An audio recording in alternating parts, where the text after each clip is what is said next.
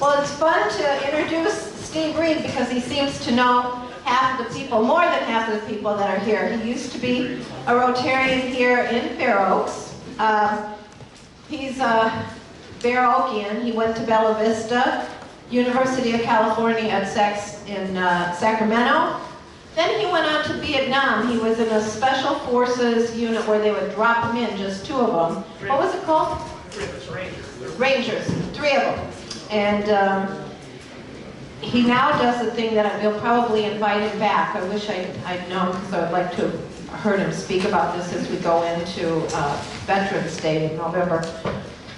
Anyway, after he got back from that, he became a police officer. He became a school teacher. He was a school teacher, and then while he was a school teacher, he also was a police officer. So, and then for 4 years, and then he went on to be a police officer full-time. After the police officer, he was doing security at Arden Mall, and he was telling us some of the things at dinner. I'm hoping we get to hear a few more of the stories. They were great. He lives in Elk Grove right now, has 2 children, a son and a daughter. And it's great to have you here. And I hope we get to have you back, because I'm just going to give you a quick shout out. He's in a program called Honor Group, which works with vets who have PTSD, also with service dogs, and I'd really love for you to, and wheelchairs. Thank you. First of all, we have any veterans in here? Can I have you stand? Stand up. Let's give them a big hand.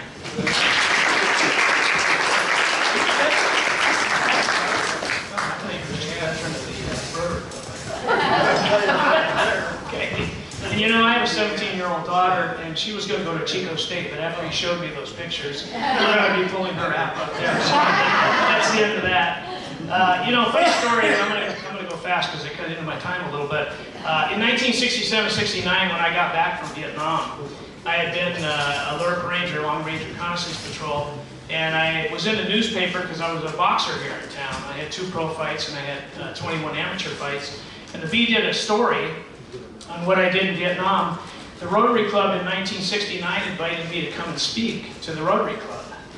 And I said, yeah, I was a kid still. I was about 20 years old then. And I was scared to death to speak to the Rotary Club. I had spent all this time in Vietnam, and I called in sick. And you guys got me back here 4 times since then, so I think you're getting even with me.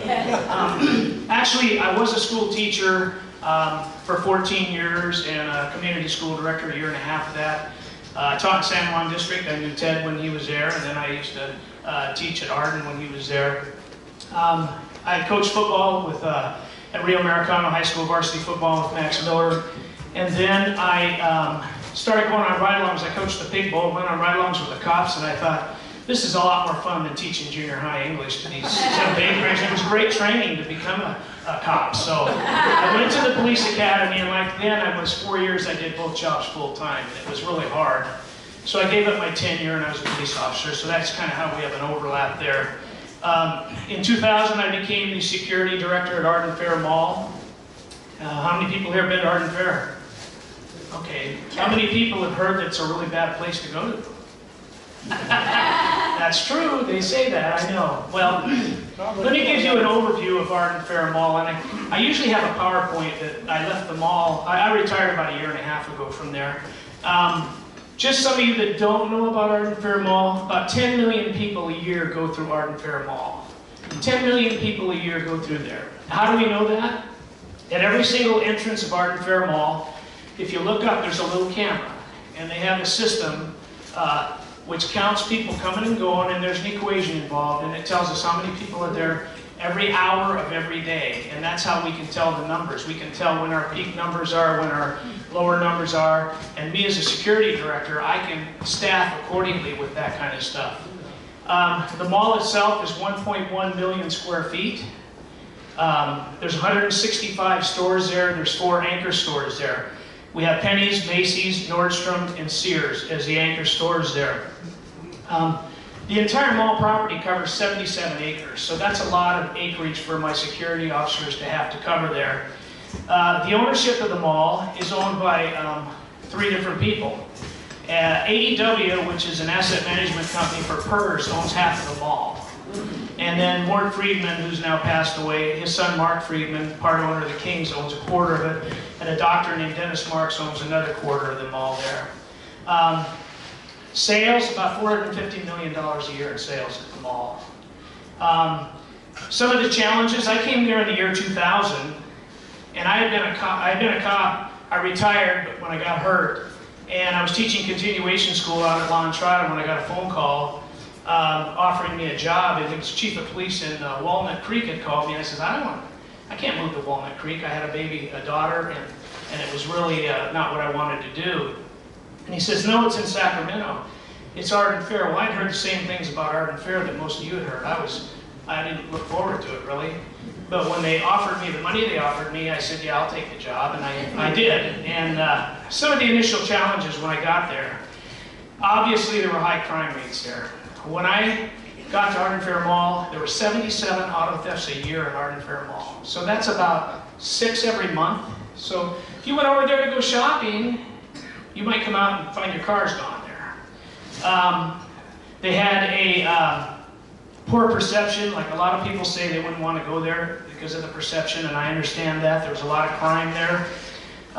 We had an inadequate camera system. When I got there were only 19 cameras covering 77 acres, and they were old VHS-based cameras. You could barely see anything that happened, and if it was nighttime, they couldn't catch it. We had virtually no prosecution rate if we ever did catch somebody there.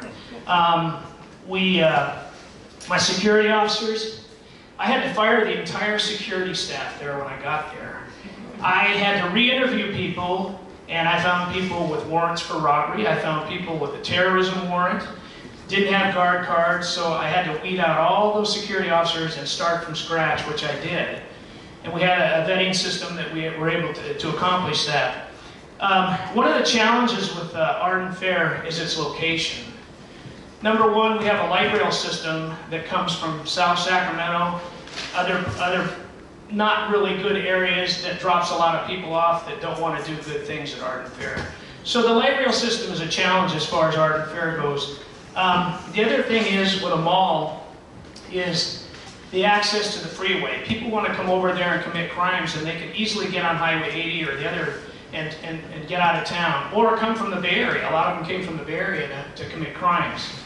And then the neighborhood is very challenging. When I was a police officer, I worked 10 years in Oak Park and 10 years in Del Paso Heights. And we were right under the bridge from North Sacramento and Del Paso Heights. So occasionally I have people I arrested come over and say hi to me after they got out of jail when I took over Arden Fair. So you saw a lot of those people were still coming over there. When I got there, I implemented something I learned. I was what they call a problem-oriented policing officer. We had a simple formula that we learned called SARA, S-A-R-A. And it stands for a lot of things you can even do in your life: scanning, analysis, response, and assessment. So I had to look at what the problem was. I had to analyze what I was going to do to solve the problem. And I had to figure out what my response is going to be. And then at the end of it, I had to come up with an assessment, how I could measure some kind of quantitative thing where I could measure how successful we were. Well, the first thing I had to do, obviously, I said I had to replace the security. So we did that. I ran about 1,100 hours a week of security. I had 27 officers that worked for me. We cleaned their uniforms. We paid for their uniforms to be clean because perception was reality. I didn't allow beards. I didn't allow goatees, stuff like that. We made them get haircuts. We made them look professional. The other thing I had to do when I got there was the camera system was very antiquated. It wasn't good at all. So I talked the ownership into putting a new camera system in. We spent $1.5 million putting a new camera system in. We initially went from 19 cameras to about 100 cameras. And we initially went with Palco, which was the old camera system, and we put those around the mall.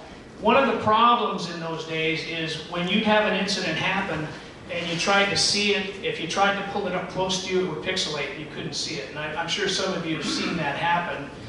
Well, one day I was researching cameras, and I found a company named Avigilon.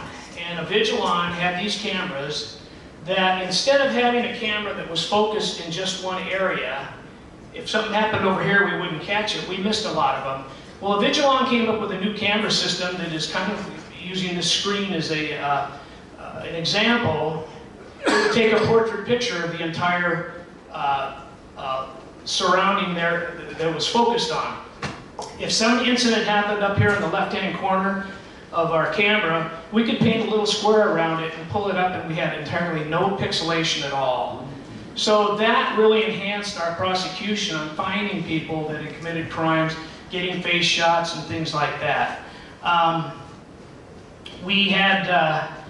I went with a Vigilon, I changed over to a Vigilon, and I went up to 225 cameras.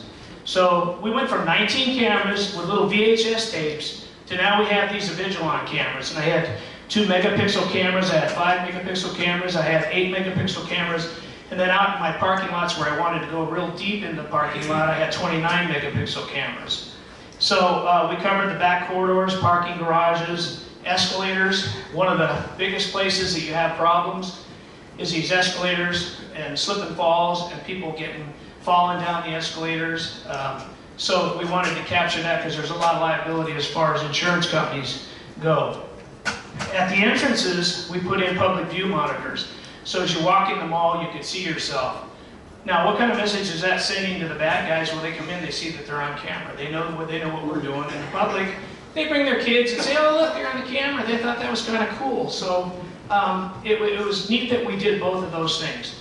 In 2007, I was talking to a detective from one of the agencies, and he was telling me about these things called license plate readers. And license plate readers was kind of a new concept. They're cameras, you put them on the cars, you go around and it scans license plates. At the same time, I was conducting a thing with Homeland Security called a buffer zone protection workshop. And if you did this workshop, you got a $50,000 grant. So we did that and got a $50,000 grant. I bought some radios with that because my guys didn't have radios. Well, some people didn't want Homeland Security coming into their property, so they didn't want to do this buffer zone protection meeting and stuff. So one of my friends over there says, you know, that money's going back to the feds. And I said, well, heck, can I have 50,000 more? I wouldn't mind getting that 50,000, you know. He asked, and he said, what do you want it for? I said, I want to buy these license plate readers. So they approved it. We outfitted 2 of our vehicles with license plate readers. And I don't know if any of you, I did all the media stuff for Arden Fair, but I don't know if you saw some of the license plate readers. But we had cameras installed on each vehicle. They're at 45-degree angles. And as my officers go up and down the parking lot, they would scan plates. We ran over, well, they're probably over 15 million plates now that they've run since we started that in 2007. The first day we installed the plates, I decided to get in one of the security vehicles and drive around. I found a stolen car right away. It was just parked there. But when I left Arden Fair, we had recovered 150 stolen cars in 6 years. I was never aware that people steal cars to go shopping. But they did. But the real key to that is, not only did they steal cars to come over there, they came over there to commit other crimes. So we kind of integrated the license plate readers with the camera system. Now I had a great camera system. I had a license plate readers that would scan these plates. We would pick up stolen cars, we could get felony warrants, and we could get things involving terrorism on those things. So my guys were trained, when we had a hit on a stolen car, we could actually go back in the footage, everything was recorded 24/7, go back, find out when that car entered, follow that person into the mall, and just keep following the cameras. And when the police would arrive and we'd tell them, oh, they're in wet seal, they'd go in there and arrest them. I remember one of the first arrests, the guy thought he had just parked a car in a disabled spot without a disabled placard. And he walked in and he goes in to steal some shoes, and the officers, we told him where he was because we had followed him. They're patting him down and they're pulling shoes out of his crotch. He had shoes in his crotch and he was stealing stuff. We had some guys from Oakland with murder warrants. We had a lot of different crimes that we had solved. But one of the key things with all these little things that we did at Arden Fair was we didn't have a great relationship with the media when I got there. Now, my degree is in communications. I've always been taught that if you feed the big dog, they won't go through your garbage. So I gave the media a lot of good stories. I really wanted to market the things that we had. I wanted them to see, I put a lot of the bad guys on TV. As long as it wasn't violent crimes and things that would scare the public away, I wanted the public to see that we were successful in what we did at Arden Fair. One of the biggest things we did is dogs left in cars. I don't know if any of you remember when I did TV stuff, they were left in cars in the summer. And I would call animal control, and then I'd drop a dime to channel 40 or channel 10. I'd say, hey, we got a dog in a car. You want to come over here? And they'd put those people right on camera as they came out to their cars. Kind of showed that we were working with the public to help stop this kind of stuff. But a lot of the crimes and stuff like that, the softer crimes we did on the media too. One of the other controversial things I did there was a lot of crimes. We had a robbery in February of 2007. The guy walks up to a kiosk and the girl's in there in the morning. He tells her he's got a gun. He wants to take $200. She gives him the $200 and he walks out. Now I just put in a $1.5 million camera system and he put a hoodie over his head and hid his face. We didn't get anything out of that. We couldn't tell even what race he was. So I integrated. I had been out at strikes with my daughter one day, and I saw that they had a policy that you couldn't wear hoods over your head and you can't sag. That sounded great to me, and I called the owner and the management company of our mall, and I said, you know, I want to put this in our dress code. And it was controversial. I mean, it was a big thing for about a month. I was on a talk show in New York and that, but we put it in our dress code. And we also instituted a city code section that if we tell you to leave, pull up your pants, or take your hood off, and they don't do it, then we can ban you, and we give them a citation, and if they come back, they get 5 days in jail or a work project. So that really helped a lot too. But the hoodie policy and the sagging pants policy was a really big thing. I went to city council, it was a designated property, so CHP and SACPD could actually enforce vehicle code sections. One of our problems is these boom boxes with all this sex music and racist music and stuff like that. And I'd place an officer in the loading dock, and then the car would come down with a boom box, and we'd just funnel them right in there. We'd get the ticket, and sometimes we'd seize their boom boxes. So that kind of took care of that problem. It was a $300 fine for that. Like I say, I had a great relationship with the media. We did a lot of stuff with the media. I never had a negative story out of the media, and I don't know if you remember some of the things that happened there in 2013. I had a sign fall over in the mall, and they had everybody evacuated the mall. They thought it was gunshots. I was in Monterey with my daughter taking a picture, and I got a phone call from the secretary, and I go, what are they calling me for? It's the day after Christmas, and I'm on vacation. And the secretary says, you know, I'm really sorry to call you, but somebody just got shot in food court. Well, that didn't go well with my vacation. And next thing, the media was calling me, the owner of the mall was calling me, and I did interviews for like that whole weekend over the phone. It turned out it was a sign, but we did evacuate the mall that time.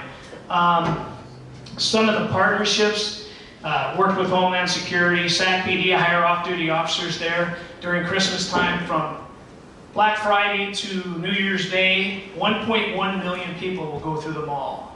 It's a lot of people. So I have off-duty police. I spent about $50,000 to $60,000 on off-duty police during that time, during the Christmas time. And by golly, I'm glad that last 2 years, I'm retired for 1.5 years out of there, and I watch it on TV now, and I have my coffee, and I'm glad I'm not there now. City of Sacramento, probation, media, Sac County, and Veterans Organization. If you guys ever go over to the mall and you see, I put in before I left a 1.5 years ago, a big flagpole, a 50-foot flagpole honoring our veterans. And if you ever get a chance, go over there every Memorial Day. I do a ceremony there for the vets, and it's kind of a neat thing. So if you go over there, it's for my honor group, the honor group that I work with. Some of the results of my efforts there, our efforts there, we reduced crime 70% based on crime reports. We went through SACPD, 70% of the crimes were reduced. Remember I told you we had 77 auto thefts the first year I was there? When I left, we had 4 auto thefts for a year. Quite a drop. And a lot of it was the media putting this stuff on TV. I couldn't even begin to measure what we prevented because you don't know what you've invented, because people saw these tools that we had, and they go, well, I'll go somewhere else. I don't want to go to that mall, you know. And we were very successful in that. The media was always positive, and I think that when I was doing those media things, the perception of the mall was really upgraded. When I left in January of 2015, I had a police lieutenant come over that was retired and asked him if he was interested in the job, and he said he would stay 5 years, and he quit after 1.5 years. So I don't know why he did, but he did. Anyways, I know you guys get out of here at 8:30. Does anybody have any questions? Kind of went through that fast. I usually have a PowerPoint, but it's over at the mall. Yes? Yeah. I was curious about the no sagging. That I understood. What does the no sagging? I really didn't want to see cracks of people's butts, and I didn't want to see their underwear. And see, it's, you know what, if I go to your house and you say, will you take off your shoes for dinner? If I don't take off my shoes, I'm not going to eat dinner. That was my house. Pull up your pants, take off your hood. Well, that really facilitated not being identified. But it's public decency, and it was part of the thing with the perception of the mall. You know, the mall was, and I'm not trying to be racist, but it was perceived as ghetto. And I wanted to get rid of that perception.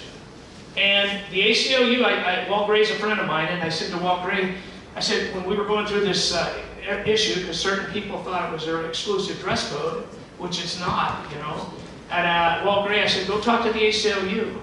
He went to the ACLU and they had no problem with it. It's a dress code, my property, and it worked. You know, sometimes you got to think outside the box to facilitate long-term solutions to problems, and that's what I did when I was a cop and what I did at Arden Fair. Any other questions? Yes? We used to have a kiosk at the Arden Fair Mall, and when we were there we had situations with gangs or kids that would hang out in gangs. Has that problem been resolved, and what did you do about that? Well, I think it was resolved. I don't know if it still is. I've been gone 1.5 years. I'm kind of a hard charger on that kind of stuff. And, not everybody has the same values I do. They try to keep it the same, but when you can't, you know, the guy asked me to had me promise to stay there 1.5 years. I stayed 15 years there. You know, I took ownership of that mall. It wasn't my mall, but I took ownership of it, and you have to do that. Now, I'm hoping that they still do. You know, one thing, when I was there 15 years, I really don't want to go back there now. Because my daughter's 17, and she shops. I don't want to take her there, you know, because it comes out of my wallet. No, but, see, we can tell people to leave, and we can, if they don't do, it doesn't have to be the hoods. We tell them to leave, and they give my officers lip, or they start smarting off. We give them a citation, and my off-duty police will give one of those ban notices. If they come back, they get work project or 5 days in jail. And we're one of the only malls that had that. And we went to city council, I went to the city attorney, and we got that thing implemented. So, you know, I hate PC, you know, I hate politically correct. I didn't do it that way. You know, I'm respectful of people, but it was my house, and I was there for the owners, and I didn't really care. You know, they called me and complained, and luckily I was internal affairs for the security, and sometimes I'd just say, well, I'm done with the conversation, and I'd hang up, you know. I mean, I didn't violate anybody's rights, but, you know, they're not going to intrude on the public. We want people to be shopping there, the decent people that want to shop and are there for a good reason. And I didn't just enforce it with guys. If I saw a girl that was inappropriately dressed, we would tell them the same. You know, we were equal opportunity employers. If they were white, black, Hispanic, it didn't matter. And I was very, very specific about it. And the thing with my officers is they know they better do it the right way, because I got everything on camera. I had cameras in my office. So, you know, we did it that way. Yes, sir? You didn't tell us any of your bait car stories this time. Well, you know what? Here's what's funny. I had bait cars when I first got there. And we would have a hidden camera in the bait cars, and what they call a ram tag, and the guys would come over to steal a car. They get in the car, and they don't realize they're being taped. There'd be like a quarter tank of gas in it. They get in the car and they start driving, and we'd see them talking to each other. Oh man, that was so easy. Look at that, we got that car and everything. And then they'd say, wait a minute, there's a police car, there's a police car. I'd say, don't worry, they're just driving by. No, he made a U-turn. He's coming after us. And then they're talking, they're saying, well, let's bail, let's get out of here. About that time, my dispatchers would lock the doors on the car, shut the car down. So now they're stuck in the car. And then the cops would give me the videos, we'd show them at the staff meetings. It was hysterical. But what happened is we had such a dramatic impact on auto thefts, we didn't need bait cars anymore. I mean, just... How long did you do that? I got there in 2000 and we did it right around till 2007. When I got the camera system and got the license plate readers and all the media attention, we didn't really need the bait cars. I mean, you look at going from 77 auto thefts to 4. I don't know any other malls that ever did that, especially with the challenges that we had at Arden Fair.